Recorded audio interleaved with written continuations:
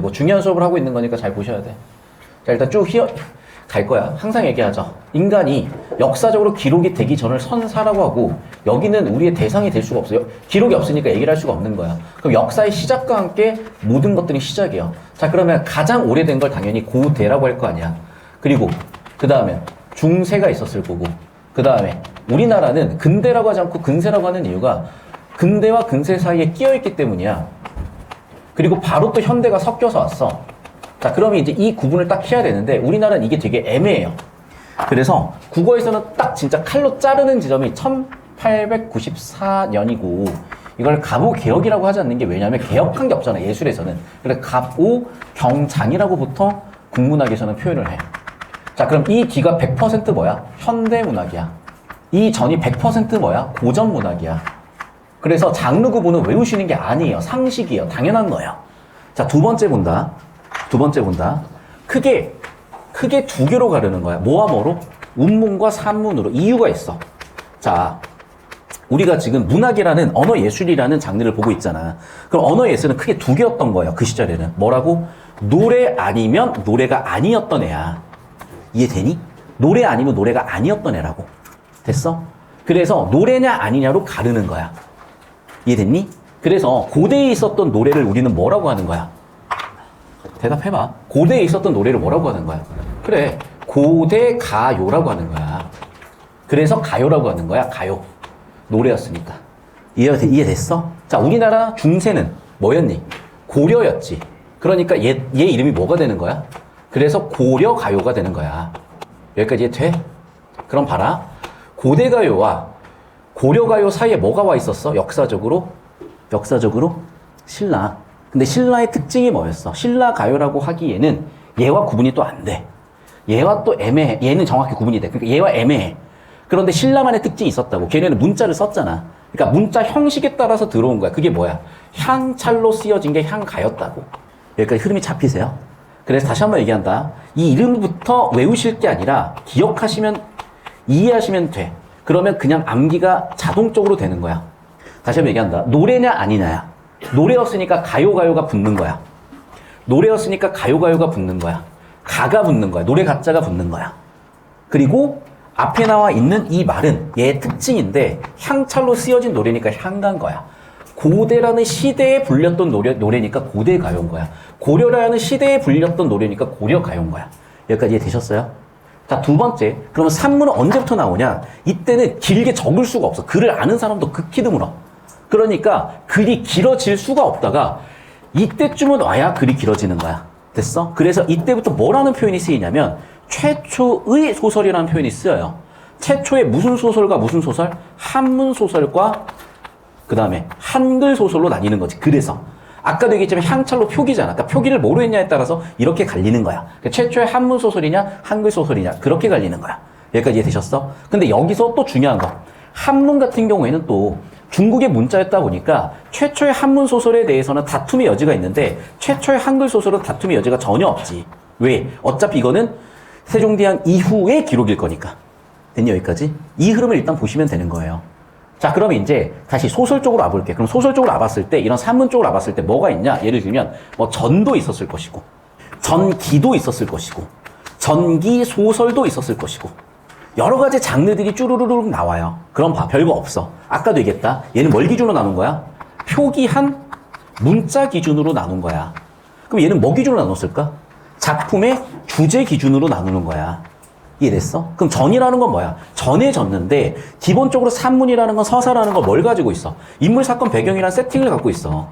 자, 그러면 전이라는 건 어떤 특정 인물에 대한 얘기를 집중적으로 파보는 건데 그 인물이 예를 들면 의인화가 돼서 돈을 가지고 표현해서 그게 가전체가 되겠지. 예를 들면. 이해됐어?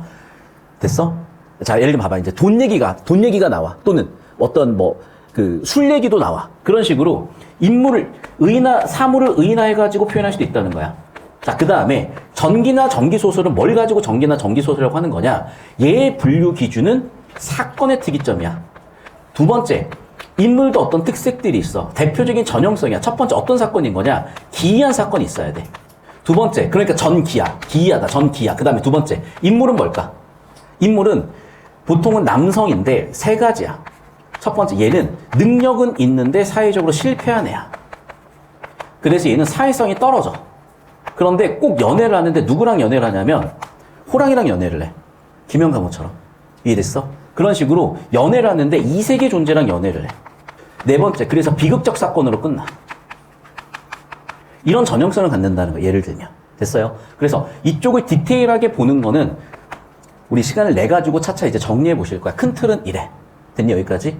자, 그럼 봐봐. 다시 한번 얘기한다. 고전과 현대로만 나누시면 되겠고, 산문은 이런 표기하는 문자에 따라서 또는 주제에 따라서 분류할 수가 있다. 여기까지 이해되셨죠? 그럼 별 내용 없어요. 이제 여기까지. 자, 좀 더 이제 오른쪽으로 와서 상수를 해볼게요. 여기 기준으로 잡아주시면 됩니다.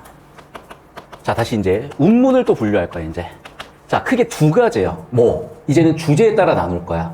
자, 그래서 주제가 목적이 있냐, 없냐. 자, 첫 번째는 그래서 서정이냐, 아니면 목적이냐로 나누시면 돼. 자, 앞으로 모든 문학은 크게 두 개야, 주제가. 서정이냐, 목적이냐. 자, 서정은 말 그대로 개인 감정이에요. 그래서 최초의 또는 그러니까 최초라고 보긴 힘든 게 역사적으로 기록이 있었는지 없었는지 모르니까. 그 역사적으로 기록된 제일 오래된 게 뭐라고 우리가 배웠니? 유량의 황조가라고 배웠잖아. 맞니? 맞아?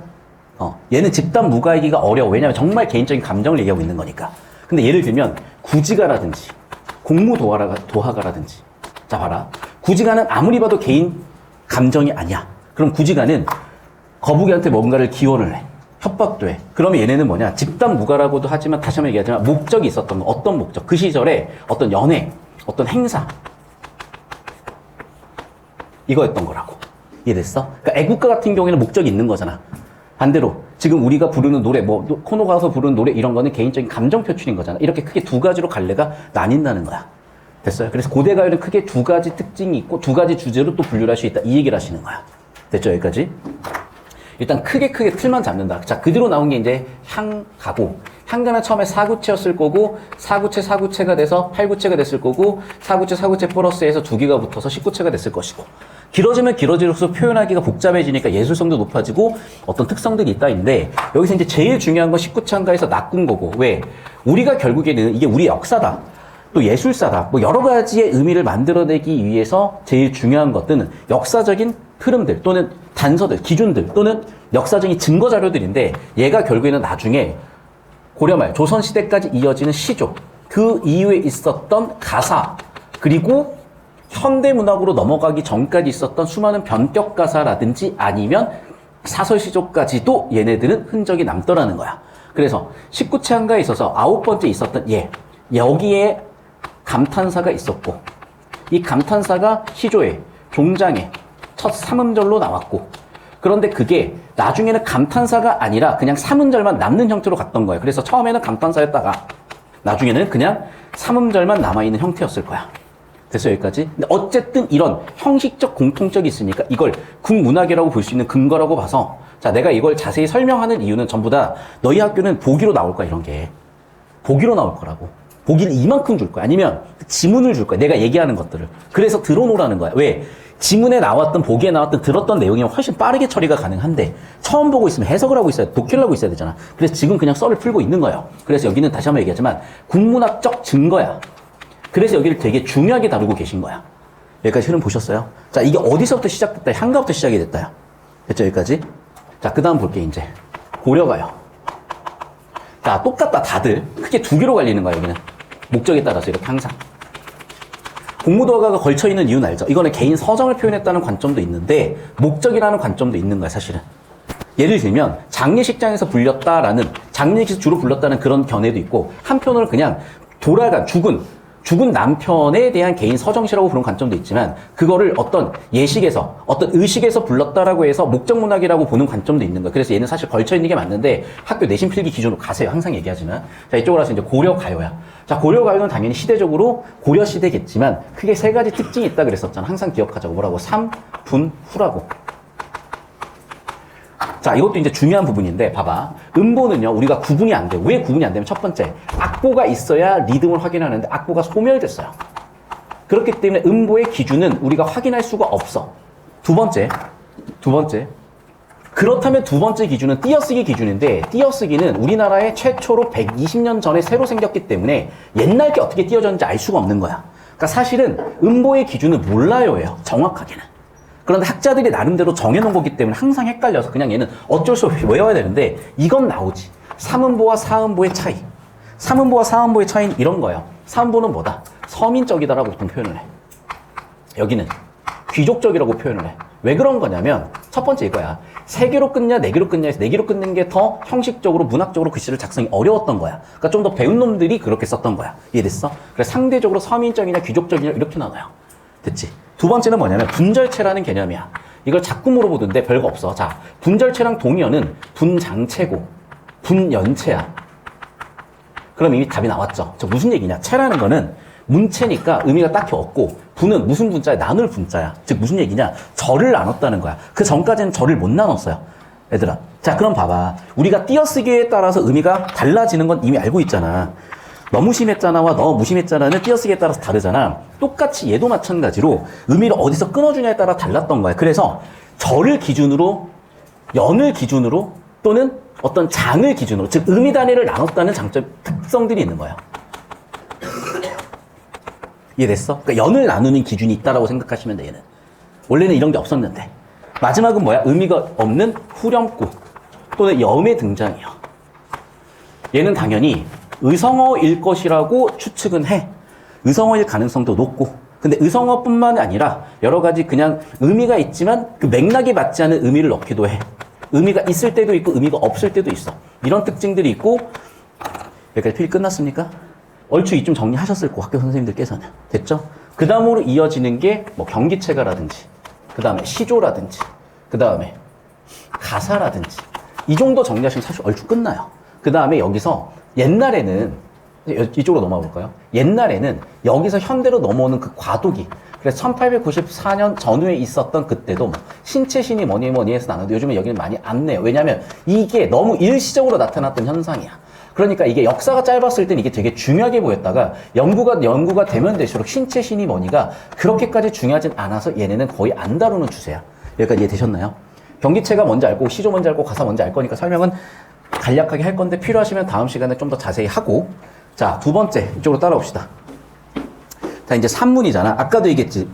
한문이냐 한글이냐 그리고 주제에 따라서 분류를 한다 그랬어. 그래서 뭐 영웅소설이니 예를 들면 영웅소설 또는 여성소설이니. 근데 여성소설이란 분류는 원래 없어. 나중에 설명을 할게. 근데 혹시라도 학교 선생님께 다루셨으면 역시 같이 정리를 해볼 거고. 그래서 주제문들에 따라 소설이 쭉 이어지는데 현대소설로 와야 되는 이유가 있어. 이런 학교 내신 필기 보니까 역시나 현대소설에서 좀 분류를 많이 하셨더라고. 그럴 수밖에 없죠. 왜? 봐봐. 기본적으로 문학이 왜 불렸을까? 내 감정 표출이거나 어떤 집단의 뭔가 행사 때문이야. 그래서 사실은 저렇게 운문 장르는 되게 많아요. 그런데 산문은 쓰기 자체가 어려워서 기록이 많이 안 남아있어서 이 정도 정리하면 크게 없어. 그런데 이제 산문은 어디서 확장이 되냐? 현대 왔을 때 확 확장이 되는 거야. 그러니까 산문도 크게 두 종류야. 뭐라고? 아까도 얘기했지만 어떤 목적이 있었던 목적 문학이 있고요. 두 번째, 그 목적이 없는 것들을 순수 문학이라고 하는 거야. 자, 목적 문학은 대표적으로 언제부터 생겨나기 시작을 했냐면 그 배경이 1920년대야. 1920년대 어떤 사건이 있었을까? 1차 세계대전 끝나면서 1차 세계대전 이전에 경제적으로 자본주의의 문제가 되게 많았고 그 자본주의를 해결하는 과정에서 전쟁도 터졌고 수정자본주의도 있었고 특히 공산주의가 있었지. 그럼 공산주의 하는 애들이 어떤 식으로 접근했냐? 공산주의 하는 애들은 이 문학을 자신의 목적 수단으로 봤어. 됐어? 자, 그러면 그 시절의 공산주의는 지금의 공산주의와 많이 달라요. 어쨌든 그 시절의 공산주의에 의해서 얘네들은 농민소설, 노동소설 또는 계급소설 이런 식으로 주제가 농민인데 농민이 사회 구조적인 문제 끝에는 뭐가 가냐? 얘네가 혁명을 해. 노동자가 사회 구조적인 문제 때문에 되게 비극적으로 살아. 끝에는 이 사람들이 절에 쳐들어가서 불질러 가려고 가. 소가 들이받아. 유치진의 소. 사촌에서 불질러 가던 것들. 역시 계급투쟁. 계급 천대받았던 사람들 또는 착취받았던 사람들이 혁명을 하면서 끝나. 보통 이런 소설 주제로 가는 것들이야. 이걸 보통 목적문학이라고 해. 됐니? 비슷한 표현으로 프롤레타리아 문학이라고도 하는데 요즘 프롤레타리아 문학이라고는 잘 안 쓰고 목적문학 쓰는데 본 것 같다. 그러니까 프로문학이라고도 하거나 줄여서 정확하게 프롤레타리아 문학이라고 해요.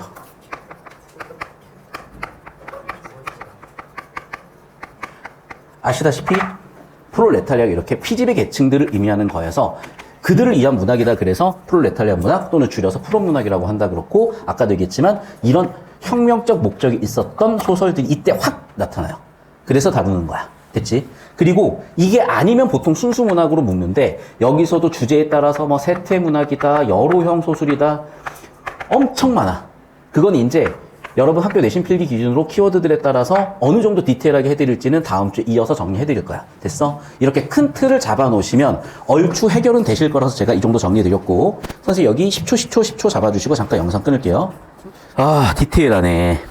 모더니즘도 가야 되고 생명시도 가야 되고 자세히 할게요. 왜냐하면 선생님이 그냥 거의 키워드 나열식으로 그러니까 정리가 돼 있긴 한데 더 체계적으로 정리는 안 하셨는데 키워드 나열은 되어 있는데 문제는 정리도 하고 그 키워드 나열의 깊이를 봤을 때는 더 디테일한 것도 있어야 되거든. 이것보다 좀 디테일하게 들어가야 될 것 같아.